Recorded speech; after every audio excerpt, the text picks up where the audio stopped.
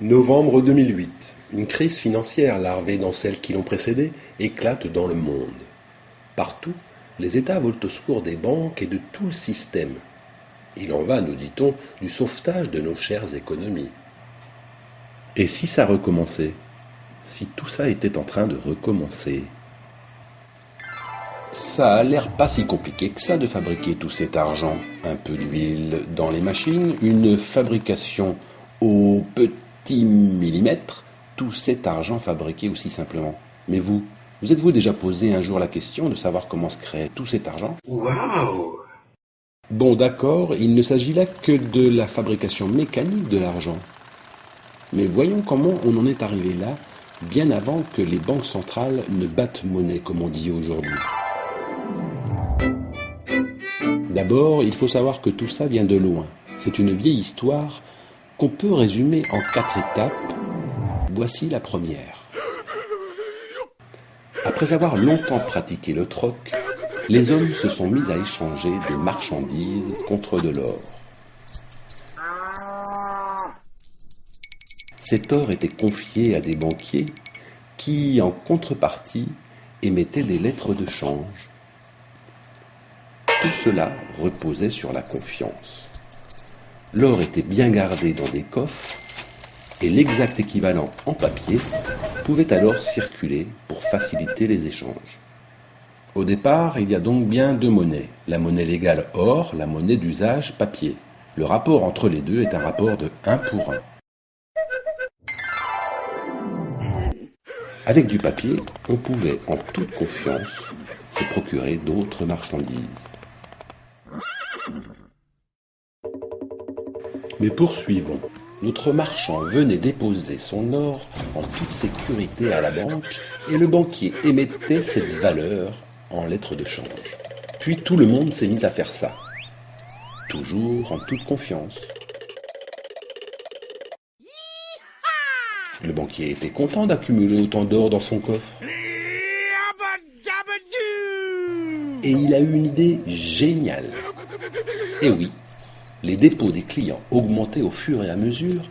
Il était le seul à savoir combien il y avait dans son coffre.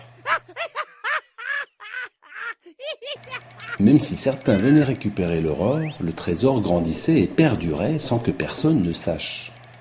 Le banquier s'est donc mis à émettre de l'argent papier en faisant tout simplement signer une reconnaissance de dette à ses emprunteurs.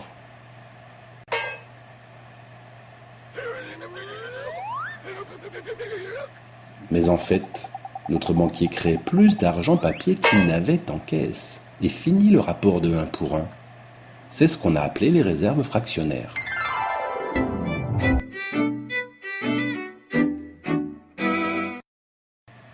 Troisième étape, la dématérialisation de la monnaie qui a commencé bien sûr dès qu'on a émis du papier à la place de l'or.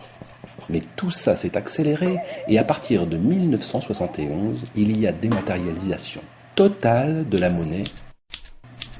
C'est-à-dire que nous ne sommes plus dans une monnaie matérielle basée sur la valeur or, mais dans une monnaie qui ne préexiste plus, presque virtuelle pourrait-on dire, liée à l'offre et à la demande.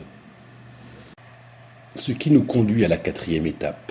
Cette monnaie ne préexistant plus, eh bien on l'invente tout simplement au fur et à mesure par le système du crédit. Reprenons notre petite histoire. Voici donc une famille qui souhaite emprunter en toute confiance à sa banque. Le banquier lui accorde ce crédit avec son stylo et lui fait signer tout simplement en échange une reconnaissance de dette. C'est sa créance, il a confiance et la famille s'est engagée à le rembourser. Ensuite, il faut savoir que même si cette famille peut avoir besoin d'argent liquide, et nous y reviendrons plus tard, la somme qui a été créditée par le banquier s'échange pour la plupart de banque à banque.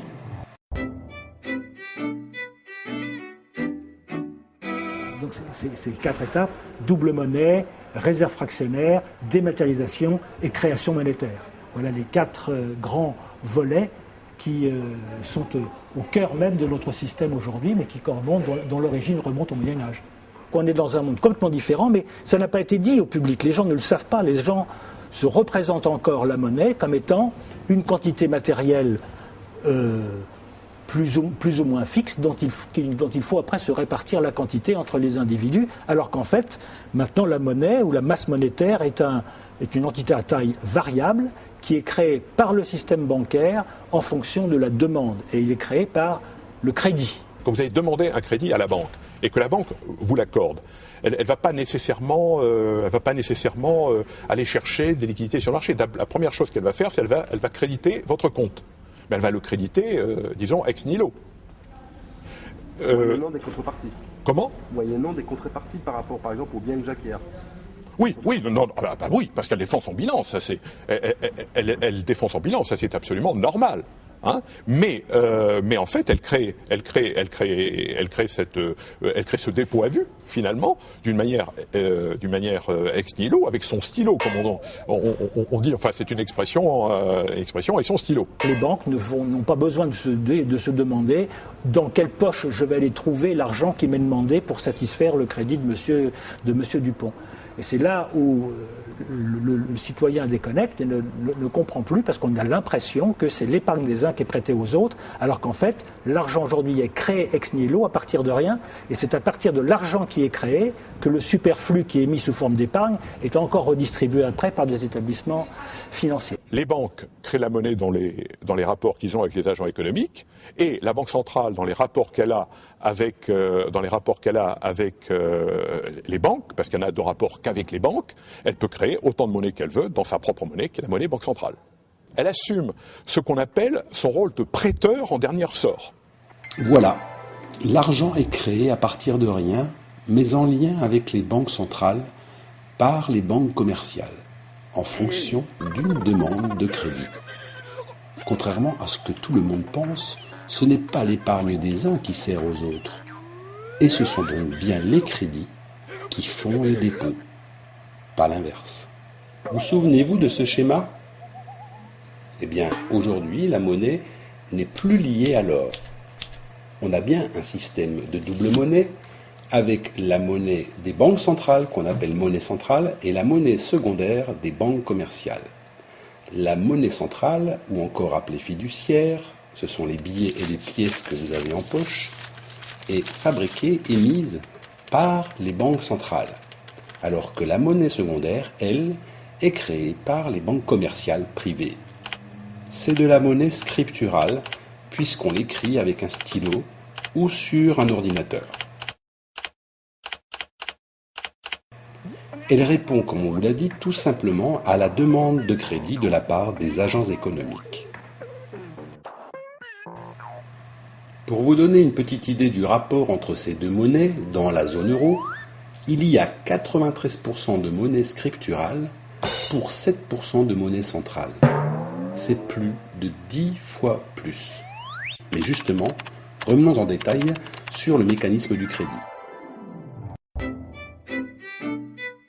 Expliquons peut-être ce mécanisme de création monétaire par les banques. Il est, somme toute, pas très compliqué, mais un peu ahurissant si on regarde les choses de près.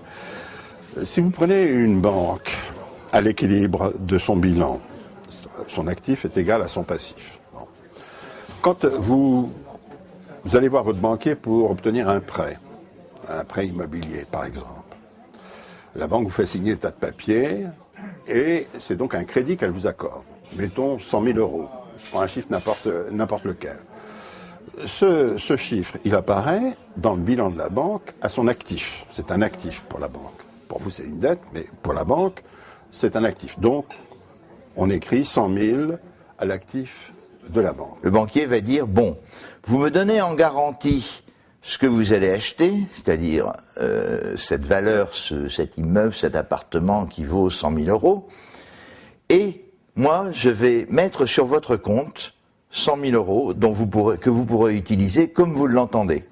C'est votre argent. Donc les 100 000 euros se retrouvent immédiatement sur votre compte, c'est-à-dire à droite dans le bilan, c'est-à-dire au passif du bilan de la banque. Donc de nouveau, on a un bilan équilibré, 100 000 à gauche, 100 000 à droite. On a créé de ce fait-là, par cette dette, 100 000 euros de création monétaire. Parce que ces 100 000 euros, ils vont circuler ensuite. La création monétaire, c'est la monétisation d'un actif.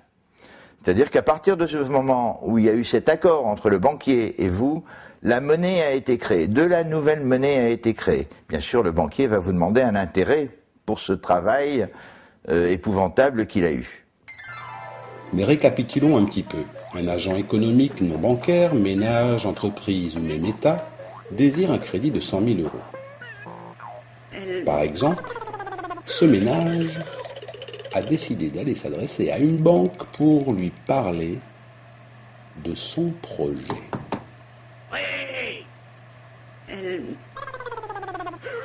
Pour ce projet, il doit présenter des garanties. Le banquier réfléchit et accepte. Et le banquier décide de passer contrat avec le ménage en question. Mais comme on vous l'a expliqué,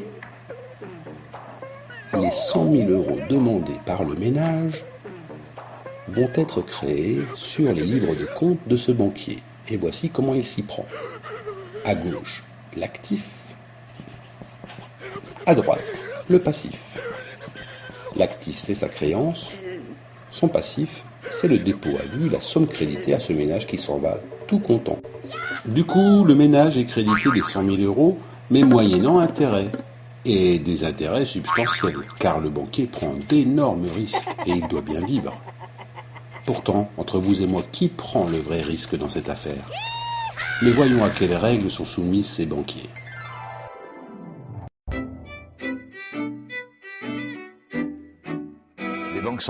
Les banques commerciales, créent effectivement la monnaie à condition d'abord qu'il y ait des gens qui leur demandent de la monnaie, qu'il y ait une demande de crédit. S'il n'y a pas de demande de crédit, il n'y a pas de création de monnaie. Ensuite, elles sont tenues à des règles prudentielles. Sinon, tout le monde serait banquier, c'est un métier formidable. Hein. Il suffit d'accorder des crédits à quelqu'un, de retrouver ces crédits sous forme de dépôt, et après on touche les intérêts en question. Tout le monde serait banquier si tout le monde pouvait évidemment créer de la monnaie de cette façon-là. Elles ne peuvent pas créer plus d'un certain pourcentage de leurs fonds propres. C'est en gros 12 fois leurs fonds propres. Ensuite, elles sont obligées par la loi à fournir le public, c'est-à-dire entreprises et ménages, de monnaie centrale, c'est-à-dire des billets. Ça représente ce qu'on appelle des fuites. Et enfin, pour terminer, elles sont tenues à avoir des réserves obligatoires. Ce sont les réserves qu'elles doivent constituer à la Banque centrale, mais réserves fractionnaires, puisqu'elles ne sont qu'à hauteur de 2% du montant des dépôts faits chez elles. Tout va bien. Tout va bien. Le système bancaire repose certes sur la confiance, mais voyons comment il se régule. D'abord, il faut savoir que toute banque commerciale possède un compte en monnaie centrale ou fiduciaire auprès de sa banque centrale. Réglementairement, pour émettre du crédit, donc créer de la monnaie, la banque doit avoir au moins 2% de l'ensemble des dépôts en réserve à sa banque centrale. Ce sont les réserves obligatoires. Si dans l'absolu, la banque peut créer 50 fois plus de ses dépôts, dans la réalité, c'est plus complexe, car lorsque les clients de la banque commerciale demandent des crédits, ils ont aussi besoin de pièces ou de billets pour d'autres transactions. C'est ce qu'on appelle des fuites. Une banque privée distribue en général 13% de ses dépôts en monnaie centrale, les billets et les pièces. Elle doit donc prévoir d'avoir au moins ces 13% sur son compte à la banque centrale.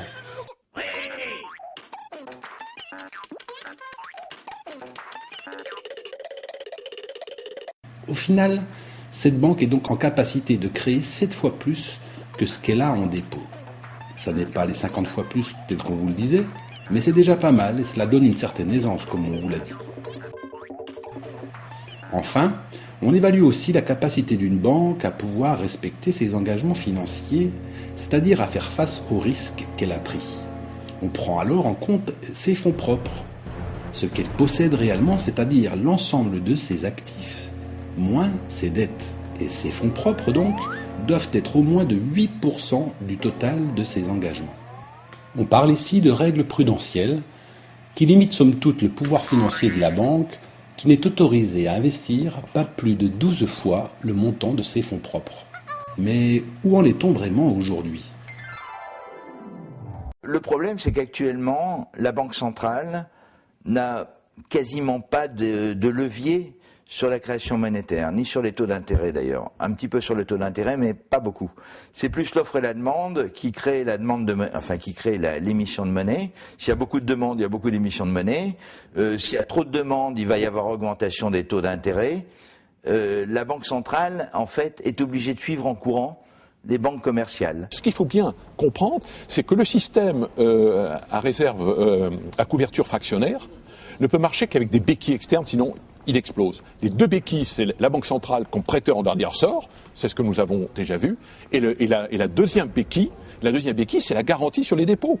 Parce que s'il n'y a pas de garantie sur les dépôts, à la moindre information négative, les gens vont se précipiter pour retirer leur argent. Et la banque explose. On est dans un système de réglementation qui est plus théorique, je dirais, que réellement contraignant, pratique et encadrant pour le système. Et d'ailleurs, si on arrive à une telle crise avec une telle ampleur, c'est qu'effectivement, bien au-delà de ces règles, eh bien, on voit que les banques ont pu avoir la bride sur le cou et ont pu outrepasser et jouer avec ces règles.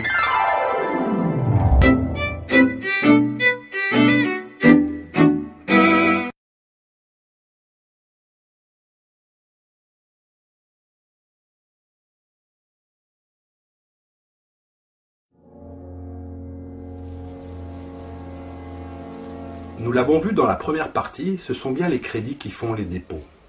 Le réseau bancaire privé crée l'argent, ou plutôt nous promet de l'argent, grâce au mécanisme du crédit. Soit. Mais pourquoi un tel pouvoir lui a été confié et que devient tout cet argent ?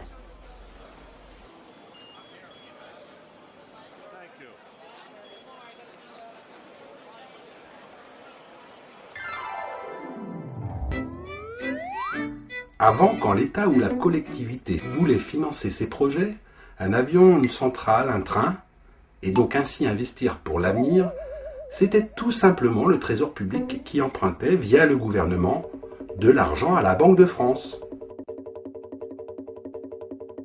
Cette dernière lui prêtait sans intérêt. À son actif, la Banque de France, ou Banque centrale, inscrivait la valeur garantie par l'État, et à son passif l'argent qu'elle lui distribuait. Certes, il était facile, il faut l'avouer, de monétiser, c'est-à-dire de créer la monnaie nécessaire pour payer ses dettes. Faire marcher la planche à billets, comme beaucoup l'ont dit. Je vous demande de vous arrêter. Le Trésor, c'est le compte bancaire du gouvernement à la Banque centrale. Il suffisait que le ministre de l'économie et des finances téléphone au gouverneur ou au président de la Banque centrale en lui disant « bouchez-moi mon trou, j'ai un trou dans moi », pour que, en effet, le trou soit bouché. Mais au prix de quoi ? Au prix d'une inflation. Cette monnaie qui a été distribuée, elle s'en va pas. Elle revient dans tout le circuit économique. Elle l'alimente. C'est du sang. C'est du sang pour le circuit économique. Et c'est du sang qui crée de l'emploi, qui crée des richesses et qui crée du bien-être pour la population. C'est ce qu'on a perdu. Et oui, l'État ne sachant pas faire, on rompt le cordon ombilical entre la Banque centrale et le Trésor public. En France, c'est une loi de 1973 qui interdit à la Banque de France de financer les dettes de l'État. Cette interdiction sera étendue à la zone euro par le traité de Maastricht et son article 104. Depuis, l'État et les collectivités locales sont obligés de se financer auprès des marchés financiers, moyennant intérêt. Au revoir. Bon, l'État a été privé du pouvoir de création monétaire. Mais qu'en est-il de la masse monétaire aujourd'hui ? Ce n'est pas parce que la monnaie est privée, fabriquée par les banques privées, qu'il n'y a pas inflation de quantité de monnaie.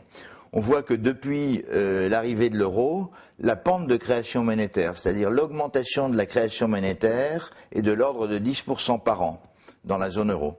Par an, pour un PIB qui lui augmentait de l'ordre de 2% avec une inflation très faible. On se dit, attends, comment la masse monétaire a-t-elle pu augmenter à ce point sans créer d'inflation, puisqu'il n'y a pas eu d'inflation toutes ces dernières années? Les indices core inflation étaient à 2%. La Banque centrale trouvait ça tout à fait comme étant une bonne situation. Par contre, tout autour de ça, vous aviez les prix des matières premières qui explosaient, vous aviez le prix de l'immobilier qui explosait, le prix des produits, énergétiques, etc. Ça montre bien, nous sommes au cœur du problème. L'inflation, qu'est-ce que c'est finalement?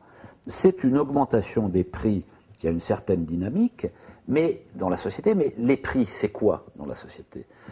Il y a les prix des biens et des services, ce qu'on achète tous les jours. C'est ce que mesure la Banque Centrale Européenne. Elle veut bloquer les prix. On peut dire, a priori, pourquoi pas. Il y a une deuxième catégorie de prix, ce sont les salaires. Le salaire, c'est le prix de la force de travail. Pareil, la Banque Centrale bloque. Mais ce qu'oublie de dire la Banque Centrale, c'est qu'il y a deux autres catégories de prix, qu'elle fait semblant d'ignorer. Le prix des actifs financiers, le prix de l'action, c'est quoi? Le prix d'une action, eh bien, c'est un prix. Les titres obligataires, ils ont un prix. Et donc, ils peuvent, quand ça monte, on nous dit à la radio que c'est très bien. Quand les salaires montent, on nous dit que c'est très mal parce que les entreprises vont perdre de la compétitivité. Mais quand le prix des actions monte, on nous dit que c'est très bien parce que oui, mais alors là, justement, on se complie. C'est très bien parce que les actionnaires vont gagner beaucoup d'argent. Reprenons. La Banque Centrale Européenne a pour mission de juguler l'inflation des prix des biens et des services à 2%. Par contre, l'inflation par les actifs de toutes sortes, immobilier, actions, obligations, matières premières, qui sont des produits volatiles et qui fluctuent au gré des marchés, elle ne s'en occupe pas du tout.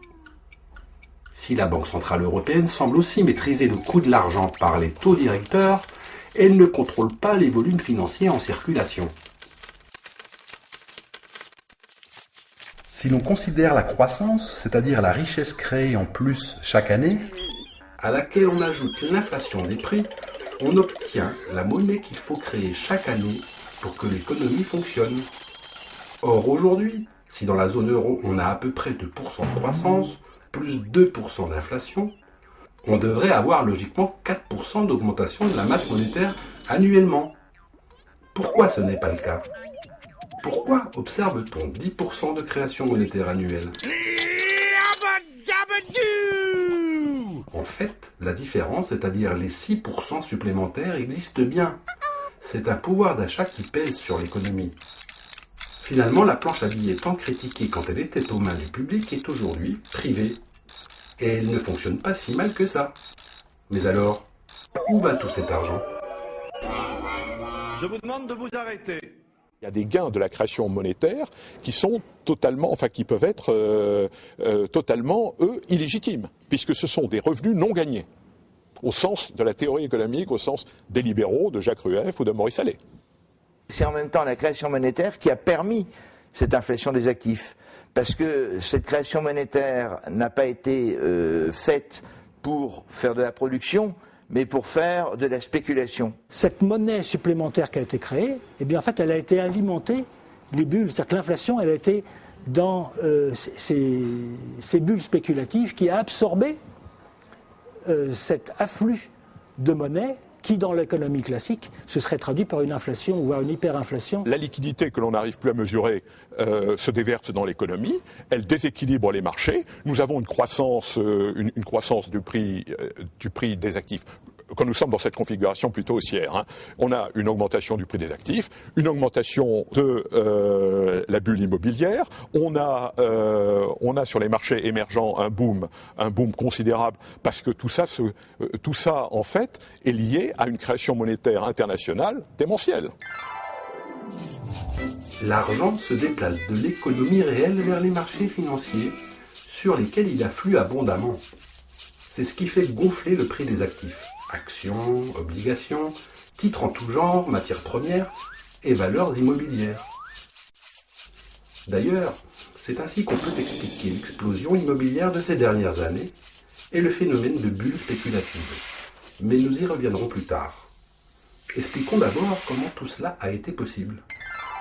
Pendant 30 ans, il y a eu le martèlement de l'idéologie néolibérale et la mise en place d'un nouveau système de régulation du capitalisme. et la mondialisation, c'est-à-dire l'organisation de la mondialisation, la réorganisation du travail à l'échelle planétaire, le libre-échange, la liberté de mouvement des capitaux, bref, toutes les politiques de libéralisation dans tous les domaines. Notre économie financière a connu une double libéralisation, celle des taux de change d'une part et celle des taux d'intérêt d'autre part. Les taux de change, au début des années 70, 1971, août 1971, avec la rupture des accords de Bretton Woods, ça c'est un premier choc pour l'économie réelle. Auparavant, un industriel pouvait connaître son taux de change à 2 ans, 3 ans ou 4 ans à l'avance. Mais à partir du moment où on ne connaît plus son taux de change à l'avance, il est impacté par une incertitude forte dans son activité. Donc, à partir de 1971, les entreprises sont obligées de se couvrir, de prendre des assurances contre les variations de taux de change.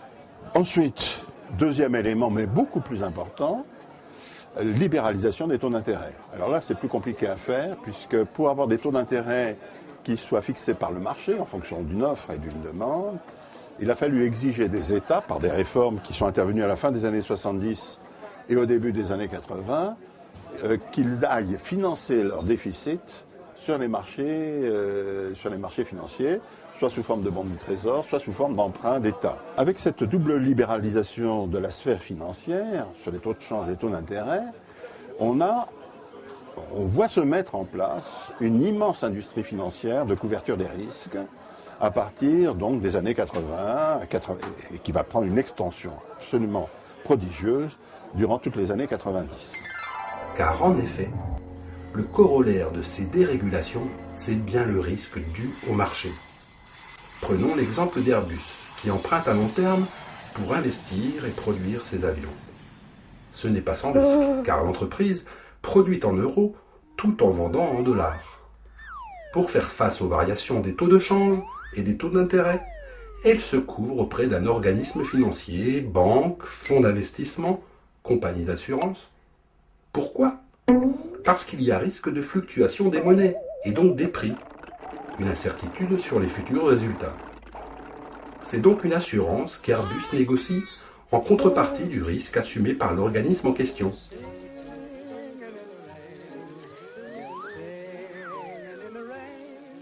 Plus le risque encouru est élevé, plus la couverture coûte cher et plus le rendement de cette couverture sera potentiellement important sur les marchés. Waouh! Sur les marchés, le risque, ça circule, et l'on y joue dans l'espoir de faire de belles plus-values. Ce sont les banques qui vont vendre à Airbus des contrats à terme pour permettre à Airbus de connaître son taux de change à 2 ou 3 ans. Bon, évidemment, Airbus va payer ce contrat d'assurance, ces contrats à terme, mais la banque va faire la même chose avec bien d'autres entreprises. Donc elle se retrouve avec des risques. Mais les banques n'aiment pas le risque. Alors qu'est-ce que fait la banque? Elle va se couvrir à son tour en mutualisant tous ses risques et en s'adressant à une autre banque ou à une autre organisation financière pour se couvrir à son tour. Autrement dit, on va faire de la couverture de couverture. De couverture de couverture. Et on va voir là des processus. À chaque fois, on a des produits financiers qui s'échangent sur les marchés. Ces couvertures, ce sont des protections ou encore des produits dérivés. Ils sont liés à des taux d'intérêt et des taux de change particuliers et ils forment surtout une véritable industrie financière dans laquelle on se met à couvrir toutes sortes de risques. Le risque climatique, le risque juridique, le risque informatique. Toutes sortes de risques et, cerise sur le gâteau, les risques liés, pour les banques, à faire du crédit. À la fin des années 90, les banques trouvent génial de pouvoir se libérer des risques qu'elles peuvent prendre quand elles accordent un crédit à un ménage ou à une entreprise. Comment? En titrisant leurs créances. La titrisation, c'est un processus qui permet aux banques de se débarrasser du risque lié au crédit qu'elles font. Les banques se sont quand même bien débrouillées pour essayer de minimiser au maximum leurs risques pour vendre du crédit et puis créer de l'argent qui leur rapporte évidemment l'intérêt. La titrisation permet de transformer le risque en actif financier et donc de se débarrasser du risque en regroupant plusieurs produits financiers en un seul titre qui va lui-même s'échanger sur les marchés. Par exemple, une banque va faire d'un paquet de créances, avec chacune son échéance, son propre risque, pour le vendre en un seul titre et ainsi récupérer des liquidités, rééquilibrer son bilan et donc pouvoir émettre plus de crédit. C'est ça le processus de titrisation. Et donc du coup, les banques vendent leurs risques sur les marchés financiers. Ça ne veut pas dire que le risque disparaît. Le risque, il est toujours là. Il est simplement dilué dans le système, mais il est toujours présent. Quand vous faites une titrisation, il faut que les actifs aient été vérifiés par une instance qui est extérieure à vous. Les agences de notation ont validé AAA des choses qui se sont révélées être catastrophiques. Quand on dit ça, on croit que les banques ont fait ça dans la plus parfaite impunité. Pas du tout. Toutes les banques, les grandes banques ont eu ce type de véhicule, mais c'était connu de tout le monde depuis 10 ans. Et bien entendu, des instances réglementaires qui n'y voyaient à ce moment-là aucun mal. Rappelez-vous la crise des subprimes, où des ménages américains insolvables ont obtenu des crédits hypothécaires sans autre garantie que le bien qu'ils acquéraient. Des crédits par nature risqués.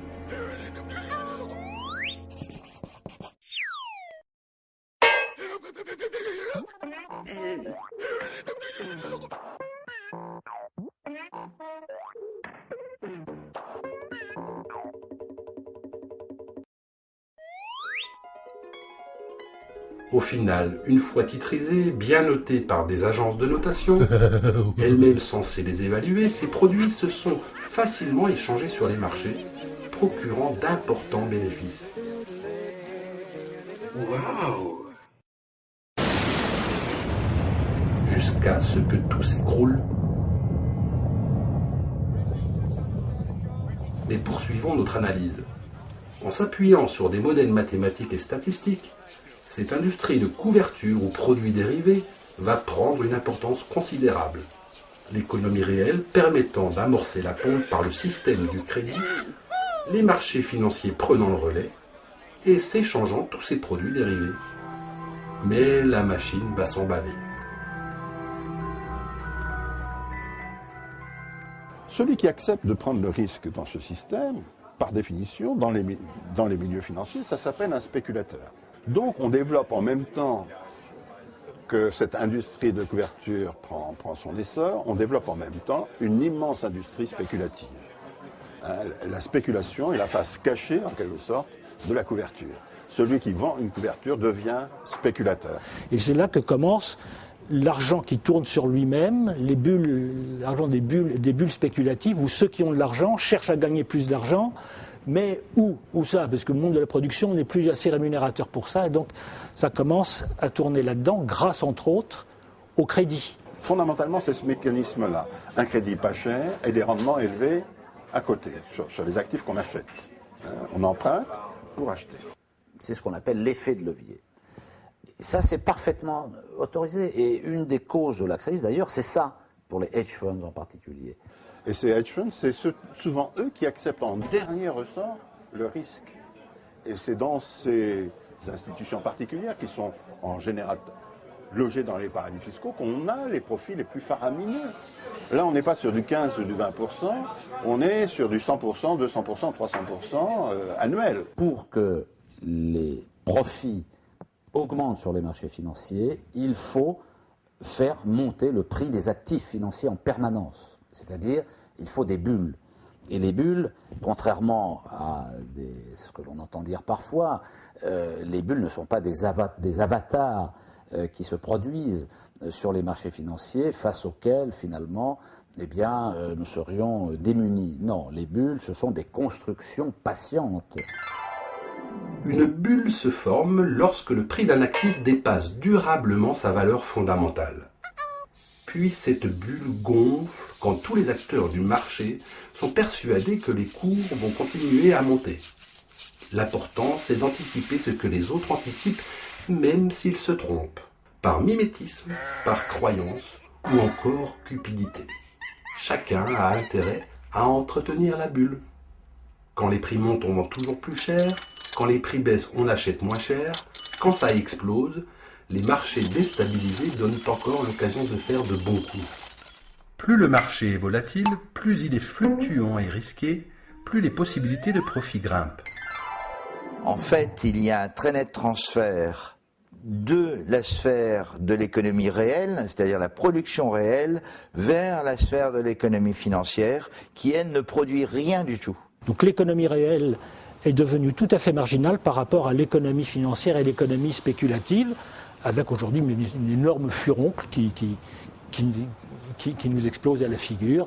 Et c'est ça la crise aujourd'hui. C'est la déconnexion entre l'économie réelle qui n'est plus du tout respectée et qui est devenue complètement marginale par rapport à l'ensemble de l'économie. Selon la Banque des règlements internationaux, en 2007, le volume des transactions financières s'élevait à 700 teradollars, alors que le PIB mondial représentait 60 teradollars. La sphère financière pèse 12 fois plus que l'économie réelle dans les échanges. Deux mondes parallèles se sont constitués, et l'un vit bien aux dépens de l'autre.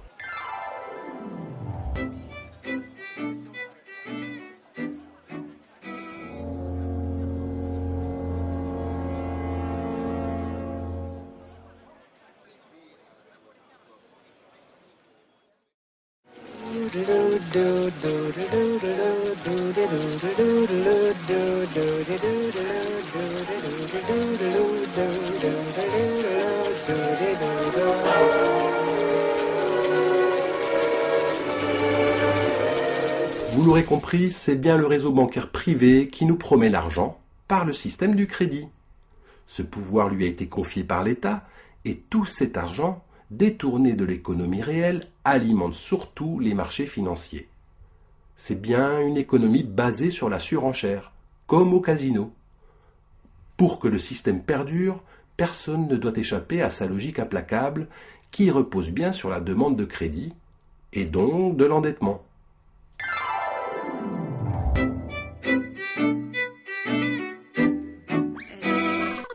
Aujourd'hui, pour un ménage dans notre société de consommation, les revenus du travail ne suffisent pas. Les employeurs n'augmentent pas les salaires et notre petite famille a donc recours à des crédits de toutes sortes pour continuer à consommer et compenser la baisse de son pouvoir d'achat. Résultat, tout le monde est content. Les ménages consomment, les entreprises restent compétitives en limitant la charge salariale, l'État, lui, surveille les indices de consommation, témoins d'une économie dynamique. Et les banques créent ou promettent l'argent, moyennant intérêt. La confiance règne, car le crédit, c'est de l'investissement pour l'avenir et le levier de la croissance. Au plus les entreprises, les ménages vont demander aux banques de la monnaie, et au plus les banques vont créer de la monnaie. Et donc, les banques vont être encouragées par l'État à accorder des crédits à la consommation excessifs. Quand je n'ai plus suffisamment pour subvenir à mon quotidien, eh bien, je fais appel au crédit.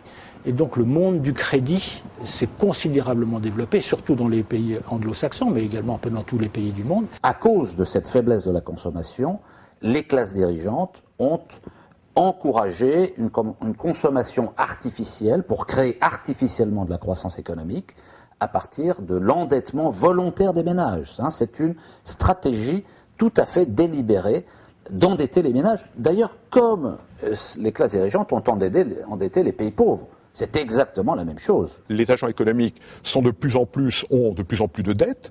Elles doivent donc rembourser de plus en plus. Les ratios entre ce qu'ils doivent rembourser et le revenu tendent à augmenter. Ça veut dire que l'économie se tend de plus en plus. Pour rembourser tous leurs investissements, les agents économiques devraient voir leurs revenus ou profits augmenter. C'est pourtant le contraire qui se passe. Les salaires des ménages sont bloqués, le chômage menace. Les entreprises se font dicter des exigences de rentabilité de 15% par les actionnaires. L'État, sous pression électorale, emprunte plutôt que de lever de l'impôt et boucle ses budgets en déficit. Il n'y a plus assez d'argent gagné. Les profits baissent. L'économie réelle manque de monnaie. Les agents économiques n'ont d'autre choix que de se financer auprès des réseaux bancaires et financiers pour garantir ainsi un peu de croissance. Mais c'est la contradiction du système capitaliste, parce que le système capitaliste fonctionne s'il fait du profit, et pour faire du profit, il faut vendre des services et des produits. Mais si vous mettez les gens dans une situation de diminution de leur pouvoir d'achat, automatiquement, ils vous achètent moins, et donc vos profits baissent. Tout ceci vient, encore une fois, de la sphère financière, de cette pression qui s'exerce par la sphère financière sur le monde de l'entreprise, dont on voit aujourd'hui, de reste, tous les effets, parfois catastrophiques, dans certaines entreprises. C'est un blocage des salaires, c'est l'organisation volontaire du chômage, et c'est également une restriction de la dépense publique, une baisse des dépenses sociales. Il faudrait augmenter d'à peu près de 12% l'ensemble des recettes fiscales, ce qui ferait des pressions insupportables au niveau de la société. Donc on préfère emprunter. Vous avez le surendettement qui s'accroît, et donc les charges de l'endettement augmentent. Et les charges de l'endettement augmentant, vous avez un risque à un moment ou à un autre que des emprunteurs importants fassent défaut, et à ce moment-là, deviennent insolvables, et à ce moment-là, il suffit de du moindre craquement, de la moindre piche-tête, je dirais, au sommet, pour que nous partons dans le sens inverse. Et c'est là que l'enclenchement de la crise se développe. Cette crise est la crise de l'austérité, finalement. surendettement, manque de recettes fiscales, coupe budgétaire dans les dépenses, profit des entreprises captées par les investisseurs, spéculation sur les marchés financiers où les bulles de toutes sortes gonflent, la coupe est pleine. C'est l'endettement généralisé et la dette devient écrasante pour tous les agents économiques non bancaires. Beaucoup n'ont pas d'autre solution qu'emprunter à nouveau pour rembourser. Il faut du crédit encore et encore, même pour ceux qui ne peuvent plus payer. Vous vous rappelez de ces ménages américains insolvables et des fameux crédits hypothécaires ou subprimes ? Le crédit à tout prix et le manque de revenus des agents économiques ont conduit les banques à accorder des crédits à des ménages sans condition de ressources, avec pour seule garantie le bien immobilier qu'ils acquéraient. Et c'est là qu'est née la crise. Aux États-Unis, il y a eu toute cette vague de ce qu'on appelle les crédits hypothécaires rechargeables. C'est-à-dire que lorsque vous avez remboursé votre dette, vous avez toujours la possibilité de demander à votre banque de vous remettre une couche au niveau de l'endettement. On a vu que le système aux États-Unis n'a pas fonctionné et à un moment ça a explosé, tout simplement parce que on ne peut mettre en face de la monnaie gagnée ou en face de la monnaie espérée que du travail, que de la réalité. Quand le marché immobilier américain s'est retourné fin 2006 et que les taux d'intérêt aux États-Unis ont été remontés parallèlement, eh bien ces ménages américains n'ont plus pu payer leurs échéances, leurs traites, ce qui fait que les titres issus des crédits ont vu leur valeur brutalement diminuer, ce qui fait qu'au total, tous ceux qui portaient ces titres se sont retrouvés en grande difficulté. Dans le monde entier, où nous avons eu une explosion générale qui était alimentée effectivement par un surendettement généralisé, et là, on n'a quasiment rien fait. Ça n'a pas attiré l'attention des banquiers centraux, à aucun moment. Disons que le marché américain des subprimes, de ces crédits faits aux Américains, c'est à peu près 400 milliards de dollars. Le problème est de savoir comment on passe d'une crise sur ce marché particulier à un cataclysme mondial. C'est la panique, car tous les opérateurs financiers internationaux, sous l'œil pourtant avisé des agences de notation, disposent de dérivés liés au subprime dans leur bilan. Face à cette dépréciation, à la défiance et à la fébrilité qui l'accompagne, les marchés financiers vendent à tout va et la bulle explose plus vite qu'elle ne l'est gonflée. Toutes les banques voient alors leurs fonds propres s'effondrer, limitant ainsi leur capacité à émettre du crédit. Certaines font même faillite. Plus personne n'ose alors se prêter de l'argent entre banques, et le refinancement auprès des banques centrales est bloqué. L'économie réelle est menacée aussi, faute de crédit et donc de financement.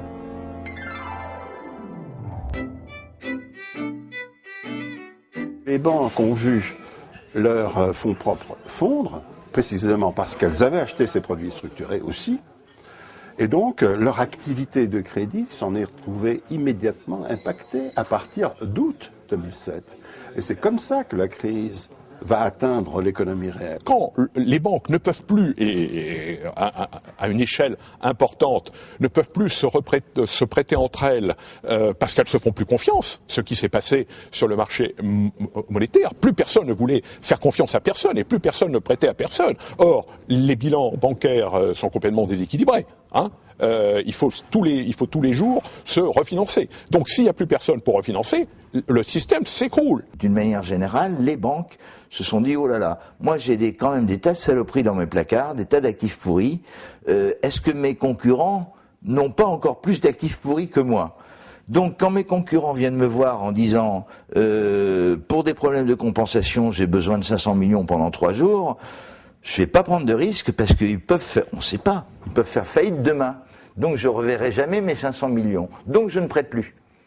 Et donc c'est là la Banque centrale qui s'est substituée en prêtant, en injectant des liquidités. Ça a été un rôle très très important. Il y a eu des centaines de milliards d'euros et de dollars, pour ne pas dire des milliers de milliards d'euros et de dollars, qui ont été injectés sur les marchés interbancaires par les banques centrales pour permettre aux banques d'accéder à ces liquidités. Il y a de tels liens entre les banques, il y a un effet de contagion qui fait que la Banque centrale doit nécessairement intervenir.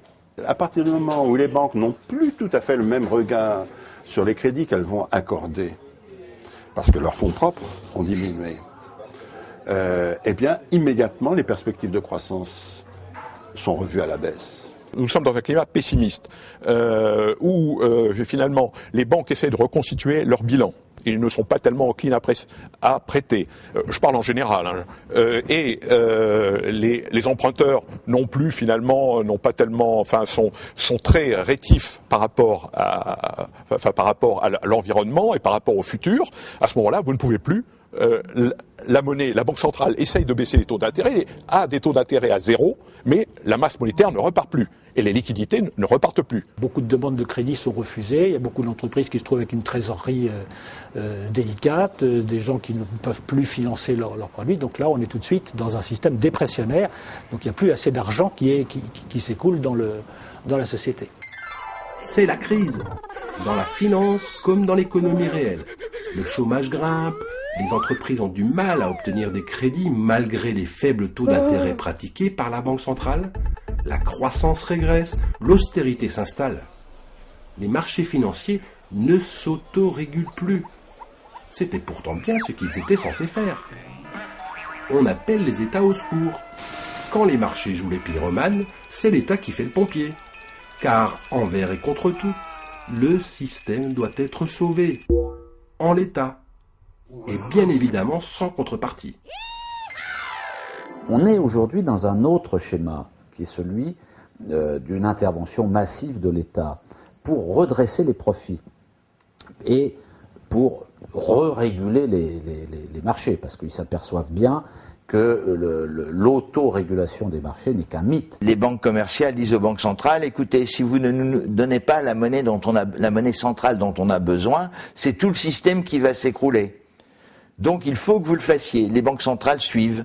Dans la politique globale des autorités, il y a une volonté de faire en sorte que les banques se reconstituent, si vous voulez. Donc reconstituent leurs profits et reconstituent leur capital. Ça, c'est clair. Pendant des années, vous l'avez souligné, les classes dirigeantes, les grands médias, les gouvernements de gauche et de droite d'ailleurs, ont expliqué qu'il n'y avait plus d'argent, qu'il fallait l'austérité, qu'on ne pouvait plus dépenser pour la sécurité sociale, pour l'école, pour la santé, qu'il fallait serrer les boulons partout, qu'il fallait des politiques d'austérité.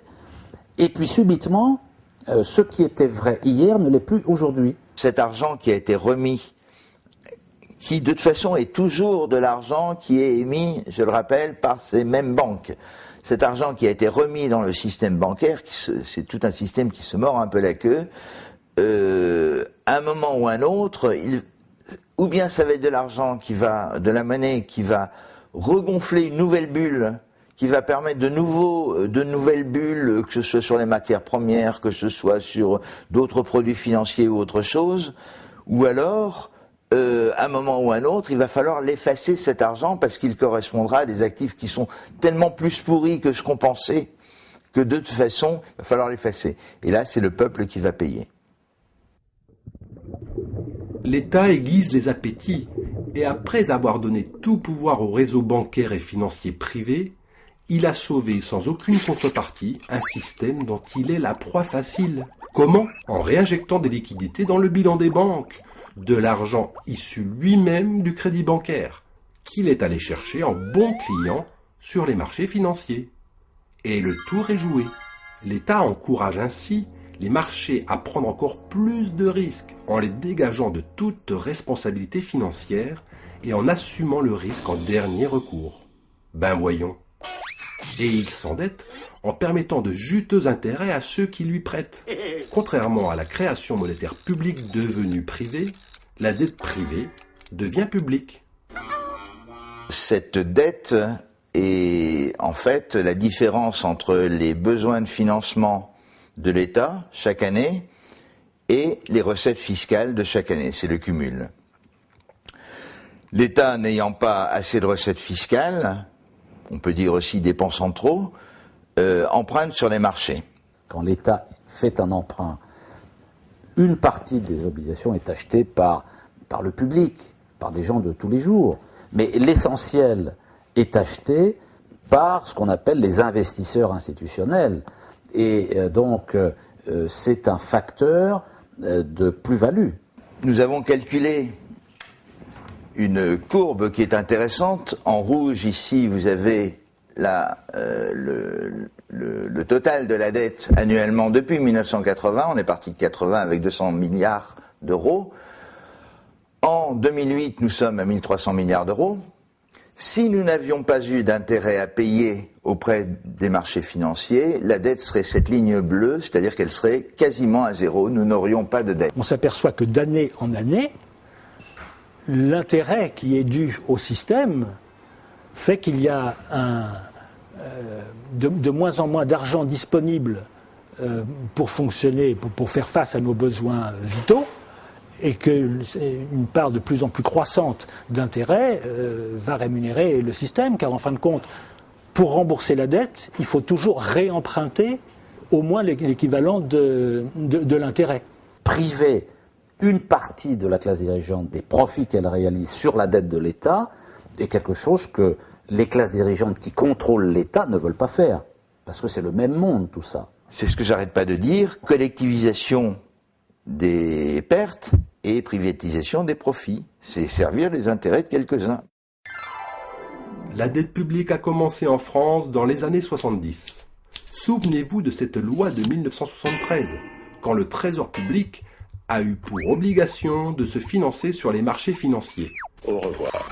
Cette dette a explosé et dépasse aujourd'hui les 1600 milliards d'euros. Le remboursement des intérêts représente le deuxième budget de l'État. Voilà près de 50 milliards d'euros versés chaque année à nos créanciers. On n'a pas le choix, il faut obéir pour être bien noté. Si la dette pompe les fonds de l'État, si elle pèse sur le débat public et inquiète la plupart de nos citoyens, elle en ravit certains, ceux qui la détiennent. C'est la crise, mais pas pour tout le monde. Puisque nous avons une dette qu'on ne peut pas rembourser, on ne fait que payer des intérêts. On ne fait que payer des intérêts en empruntant. Donc en fait, on ne paye rien. La dette va continuer à gonfler. On a une bulle qui se forme de dette publique qui peut exploser, du reste aussi, si les taux d'intérêt devaient se relever brutalement. Ce qui n'est pas impossible, puisqu'il y a beaucoup de liquidités qui sont... les taux d'intérêt sont très bas. Donc, il se peut que l'inflation reparte.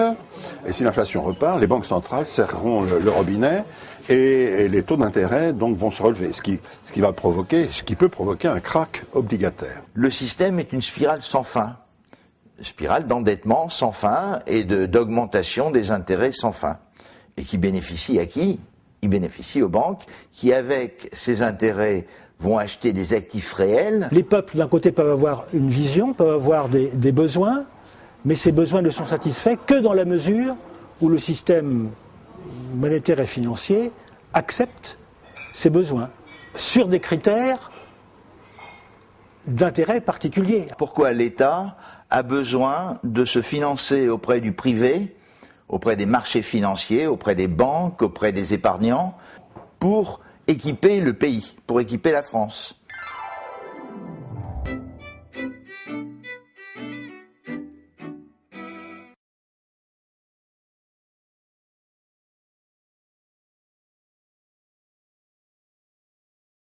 C'est terrible de voir qu'aujourd'hui, l'humanité a tout pour répondre à ces défis et est paralysée derrière un faux problème qui est celui de le financement. Sous prétexte que, soi-disant, on n'a pas l'argent, alors que cet argent, comme on l'a vu tout à l'heure, il suffit d'un index valide sur un clavier d'ordinateur. Moi, je te crée 2 milliards en 3 secondes. Il faut bien comprendre qu'en fait, la monnaie n'est pas un bien rare. Ce qui est rare, c'est ce qu'elle permet éventuellement de produire. Ce qui est rare, ce sont les biens naturels. Ce qui est rare, c'est l'écologie dans laquelle on vit. Ce qui est rare, c'est le vivant. Mais la monnaie en soi, ça n'est vraiment pas rare. Le problème, c'est cette confusion qu'il y a entre la monnaie et le crédit, depuis l'origine. C'est-à-dire que vous créez la monnaie que lorsque vous faites une opération de crédit. Ça, c'est le système à couverture fractionnaire que nous avons connu depuis l'origine. Il faut le changer en dissociant la monnaie et le crédit. On aura d'un côté les banques, ce que Maurice Allais appelle les banques de dépôt, c'est-à-dire les banques qui géreront les dépôts à vue et donc les moyens de paiement dans l'économie, et puis les banques de prêt qui, elles, se refinanceront essentiellement sur de l'épargne. Et en fait, tout ça vise à recréer une distinction, fondamentalement, quand on réfléchit à la question, une distinction entre ce qui est proprement la monnaie et ce qui est l'épargne, qui aujourd'hui est l'objet d'une confusion complète. C'est la Banque centrale qui émet la monnaie et les banques privées, qui, elles, continuent à être les interlocuteurs du public, continuent à prêter la monnaie, mais ont obligation, elles ne peuvent plus créer la monnaie par un jeu d'écriture comme on lisait tout à l'heure, mais elles ont l'obligation de se couvrir, donc d'avoir l'équivalent sur leur compte en monnaie centrale de ce qu'elles prêtent au public. J'ai besoin de 10 000 € pour acheter ma voiture, la banque qui me prête les 10 000 € doit elle-même les emprunter à la Banque centrale, moyennant alors des règles du jeu qui seront à définir dans le système bancaire, mais même s'il y a des intérêts à ce niveau-là, les intérêts reviendront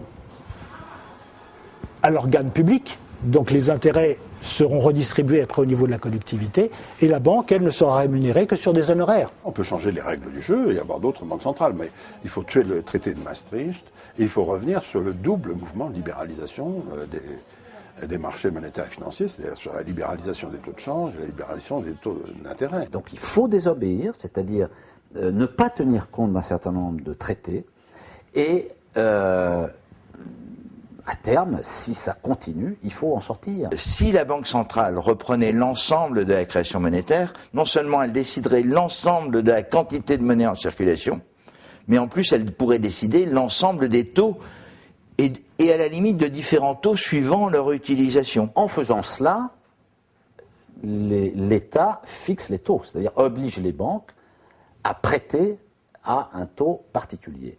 Ce qui fait que le marché du crédit est donc encadré, l'encadrement du crédit, et le marché obligataire qui sert au refinancement, notamment pour un certain nombre d'agents, y compris l'État, mais là il s'agit des agents privés, eh bien, l'État va également fixer les taux d'intérêt. Il faut donc de grands pôles financiers publics composés de banques qui soient nationalisées ou pas nationalisées, mais en tous les cas sur lesquels l'État directement puisse avoir son mot à dire sur l'orientation. La monnaie doit être nationalisée. Pas les banques. Les banques, elles continuent leur vie, elles font ce qu'elles veulent. Enfin, elles font pas ce qu'elles veulent, bien sûr, elles sont tenues à des tas de trucs. Mais elles ne peuvent plus émettre de crédit. Elles ne peuvent plus émettre de monnaie. Les banques actuelles, comme n'importe quelle autre entreprise, sont soumises à la loi de la valeur actionnariale, c'est-à-dire à des rentabilités de court terme de 15%. Ce qui ne permet absolument pas d'envisager le financement des infrastructures d'avenir. Dans un cadre de démocratie, c'est au peuple de se prononcer là-dessus. Est-ce que c'est du ressort du privé ou est-ce que c'est du ressort du public? C'est à la nation de se prononcer là-dessus. La monnaie, c'est un bien public. Ça ne devrait pas être un bien privé. Et donc, Dire nationaliser la monnaie, c'est rendre à la monnaie sa fonction de bien public. La monnaie doit être contrôlée et la monnaie est vraiment l'élément clé pour réguler l'activité économique, mais aussi pour faire en sorte qu'il n'y ait pas des distorsions dans la répartition des revenus. On peut imaginer qu'à 30 ou 40 ans, on ait une monnaie qui soit considérée comme un bien commun de l'humanité et vers laquelle il serait souhaitable d'aller. À ce moment-là, on tue complètement toute la spéculation et toutes les couvertures qui ont été créées de toutes pièces avec cette libéralisation de la sphère financière. Seul le travail humain crée de la richesse. L'argent ne crée pas de richesse. Voilà, c'est ça, je pense, la leçon qu'il faut avoir en tête en permanence. On peut mettre en place les systèmes les plus complexes qui soient. À la base, il n'y a que le travail humain. Le débat se situe à un faux niveau. On ne le pose pas au niveau du pouvoir de la création monétaire parce que le public et les citoyens pensent que la monnaie est créée par un organisme public qui serait la Banque centrale, qui serait elle-même sous gouvernance politique. Donc on se dit, ben non, c'est bien nous qui avons la maîtrise de notre monnaie. Enfin, on ne se pose même pas la question. Donc pourquoi demanderait-on quelque chose dont on pense que c'est déjà là ? Et c'est là où il y a un manque total d'information et qu'il est important que les citoyens que nous sommes prennent conscience que la vraie question, c'est d'abord une question de souveraineté. On ne peut pas être dans une démocratie si un peuple n'a pas la souveraineté, la maîtrise de son émission monétaire.